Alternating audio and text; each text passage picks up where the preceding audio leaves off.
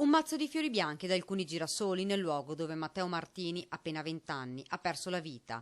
Stava tornando a casa dopo una giornata di lavoro alla De Longhi, in sella al suo scooter, poche centinaia di metri, e sarebbe tornato dalla famiglia, ma in un attimo è accaduta la tragedia. A raccontarci quei terribili momenti, un'amica di famiglia. La mamma, quando ha tardato, ha detto non è da lui, perché se si fermava a bere qualcosa sempre chiamava il telefono: mamma, guarda che tardo perché sono con gli amici. Invece ieri sera non ha chiamato. La mamma ha chiamato, però il telefonino suonava a vuoto. La corsa del papà stravolto dal dolore e lo strazio di fronte al corpo senza vita del figlio. È arrivato papà ha visto che era per terra, insomma, il suo figlio. Immagini che raccontano l'ennesima tragedia della strada. Ancora al vaglio la dinamica del sinistro.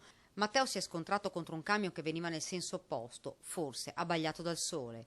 Un ragazzo pieno di vita, sorridente, così lo descrivono tutti. Era un ragazzo dolce, buono e sempre disponibile alla famiglia e attaccato ai genitori tantissimo. In via Volpago Nord a Ponzano è un via vai di gente, di amici, di parenti che si stringono attorno alla famiglia. Rimane la foto di Matteo su Facebook con il suo sorriso e i suoi 20 anni.